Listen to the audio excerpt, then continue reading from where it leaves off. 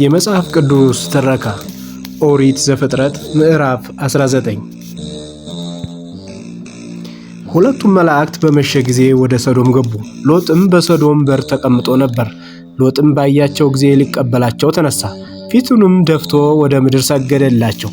አላቸውም፣ ጌቶች ሆይ ወደ ባሪያችሁ ቤት አቅኑ፣ ከዚያም እደሩ፣ እግራችሁንም ታጠቡ፣ ነገ ማልዳችሁ መንገዳችሁን ትሄዳላችሁ። እነርሱም በአደባባይ እናድራለን እንጂ አይሆንም አሉት። እጅግም ዘበዘባቸው። ወደ እርሱም አቀኑ፣ ወደ ቤቱም ገቡ። ማዕድ አቀረበላቸው፣ ቂጣንም ጋገረ፣ እነርሱም በሉ። ገናም ሳይተኙ የዚያች ከተማ የሶዶም ሰዎች ከብላቴና ጀምሮ እስከ ሽማግሌ ድረስ በየስፍራው ያለው ሕዝብ ሁሉ ቤቱን ከበቡት። ሎጥንም ጠርተው እንዲህ አሉት፣ በዚህ ሌሊት ወደ ቤትህ የገቡት ሰዎች ወዴት ናቸው? እናውቃቸው ዘንድ ወደኛ አውጣቸው። ሎጥም ወደ እነርሱ ወደ ደጅ ወጣ፣ መዝጊያውንም በኋላ ዘጋው። እንዲህም አለ፣ ወንድሞች ሆይ ይህን ክፉ ነገር አታደርጉ። እነሆ ወንድን ያላወቁ 2 ሴት ልጆች አሉኝ። እነርሱን ላውጣላችሁ፣ እንደወደዳችሁም አድርጓቸው። በእነዚህ ሰዎች ብቻ ምንም አታደርጉ፣ እነርሱ በጣራዬ ጥላ ስር ገብተዋልና። እነርሱም ወዲያ ሂድ አሉት። ደግሞም እንዲህ አሉ፣ ይህ ሰው በእንግድነት ለመኖር መጣ፣ ፍርዱን ይፈርድ ዘንድ ይፈልጋል። አሁን በአንተ ከእነርሱ ይልቅ ክፉ እናደርግብሃለን። ሎጥንም እጅግ ተጋፉት፣ የደጁንም መዝጊያ ለመስበር ቀረቡ። ሁለቱም ሰዎች እጃቸውን ዘርግተው ሎጥን ወደ እነርሱ ዘንድ ወደ ቤቱ አገቡት፣ መዝጊያውንም ዘጉት። በቤቱ ደጃፍ የነበሩትም ሰዎች ከታናሻቸው ጀምሮ እስከ ታላቃቸው ድረስ አሳወሯቸው። ደጃፉንም ለማግኘት ሲፈልጉ ደከሙ። ሁለቱም ሰዎች ሎጥን አሉት፣ ከዚህ ሌላ ማን አለህ? አማችም ቢሆን ወንድ ልጅም ቢሆን ወይም ሴት ልጅ ብትሆን በከተማይቱ ያለህን ሁሉ ከዚህ ስፍራ አስወጣቸው፣ እኛም ይህንን ስፍራ እናጠፋለንና። ጩኸታቸው በእግዚአብሔር ፊት ትልቅ ሆኗልና እናጠፋው ዘንድ እግዚአብሔር ሰዶናልና። ሎጥም ወጣ፣ ልጆቹንም ለሚያገቡት ለአማቾቹ ነገራቸው። አላቸውም፣ ተነሱ፣ ከዚህ ስፍራ ውጡ፣ እግዚአብሔር ይችን ከተማ ያጠፋልና። ለአማቾቹ ግን የሚያፌዝባቸው መሰላቸው። ጎህም በቀደደ ጊዜ መላእክት ሎጥን፣ ተነስ፣ ሚስትህን ከዚህ ያሉትን 2 ሴት ልጆችን ውሰድና በከተማይቱ ኃጢአት እንዳትጠፉ እያለ ያስቸኩሉት ነበር።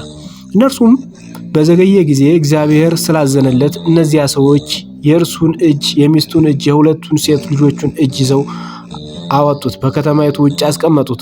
ወደ ሜዳም ካወጧቸው በኋላ እንዲህ አለው፣ ራስህን አድን፣ ወደ ኋላህ አትይ፣ በዙሪያ ሁሉ አትቁም፣ እንዳትጠፋም ወደ ተራራ ሸሽተህ አምልጥ። ሎጥም አላቸው፣ ጌቶች ሆይ እንዲህ ሳይሆን፣ እነሆ ባሪያህ በፊትህ ሞገስን አግኝቷል። ነፍሴን ለማዳን ያደረግህልኝን ምሕረትህን አብዝተሃል። ክፉ እንዳያገኘኝ እንዳልሞትም ወደ ተራራ ሸሽቼ አመልጥ ዘንድ አልችልም። እነሆ ይህች ከተማ ወደ እርሷ ሸሽቼ ለማምለጥ ቅርብ ናት፣ እርሷም ትንሽ ናት። ነፍሴን ለማዳን ወደ እርሷ ሸሽቼ ላምልጥ፣ እርሷም ትንሽ ከተማ አይደለችምን? እርሱም አለው፣ የተናገረሃት ከተማ እንዳላጠፋት እነሆ በዚህ ነገር የለመነኸኝን ተቀብያለሁ። በቶሎ ወደዚያ ሸሽተህ አምልጥ፣ ወደዚያ እስክትደርስ ድረስ ምንም አደርግ ዘንድ አልችልምና። ስለዚህም የዛች ከተማ ስም ዞአር ተባለ። ሎጥም ወደ ዞአር በገባ ጊዜ ፀሐይ በምድር ላይ ወጣች። እግዚአብሔርም በሶዶምና በገሞራ ላይ ከእግዚአብሔር ዘንድ ከሰማይ እሳትና ዲን አዘነበ። እነዚያንም ከተሞች በዙሪያቸው ያለውን ሁሉ በከተሞችም የሚኖሩትን ሁሉ የምድሩን ቡቃያ ሁሉ ገለበጡ። የሎጥ ሚስትም ወደ ኋላ ተመለከተች፣ የጨው ሐውልትም ሆነች። አብርሃምም በእግዚአብሔር ፊት ቆሞ ወደ ነበረበት ስፍራ ለመሄድ ማልዶ ተነሳ። ወደ ሶዶምና ወደ ገሞራ በዚያች ሀገር ወዳለው ምድር ሁሉ ተመለከተ። እነሆ የአገሪቱ ጢስ እንደ እቶን ጢስ ሲነሳ አየ። እግዚአብሔርም እነዚያን የአገር ከተሞች ባጠፋ ጊዜ አብርሃምን አሰበው። ሎጥ ተቀምጦበት የነበረውን ከተማ ባጠፋ ጊዜ ከዚያ ጥፋት መካከል ሎጥን አወጣው። ሎጥም ከዞአር ወጣ። በዞአርም ይቀመጥ ዘንድ ስለፈራ ከ2 ሴት ልጆቹ ጋር በተራራ ተቀመጠ። በዋሻም ከ2 ሴቶች ልጆች ጋር ተቀመጠ። ታላቂቱም ታናሺቱን አለቻት፣ አባታችን ሸመገለ፣ በምድር ሁሉ እንዳለው ልማድ ሊገናኘን የሚችል ሰው ከምድር ላይ የለም። ነይ አባታችን የወይን ጠጅ እናጠጣውና ከእርሱ ጋር እንተኛ፣ ከአባታችን ዘር እናስቀር። በዚያችም ሌሊት አባታቸውን የወይን ጠጅ አጠጡት። ታላቂቱም ገባች፣ ከአባቷም ጋር ተኛች። እርሱም ስትተኛ ስትነሳ አላወቀም። በነገውም ታላቂቱ ታናሺቱን አለቻት፣ እነሆ ትላንት ከአባቴ ጋር ተኛው፣ ዛሬ ሌሊት ደግሞ የወይን ጠጅ እናጠጣውና አንቺ ግቢና ከእርሱ ጋር ተኝ፣ ከአባታችን ዘር እናስቀር። አባታቸውንም በዚያች ሌሊት ደግሞ የወይን ጠጅ አጠጡት። ታናሽቱም ገብታ ከእርሱ ጋር ተኛች። እርሱም ስትተኛ ስትነሳ አላወቀም። የሎጥም ሁለቱ ሴት ልጆች ከአባታቸው ጸነሱ። ታላቂቱ ወንድ ልጅ ወለደች፣ ስሙንም ሞዓብ ብላ ጠራችው። እርሱም እስከ ዛሬ የሞዓባውያን አባት ነው።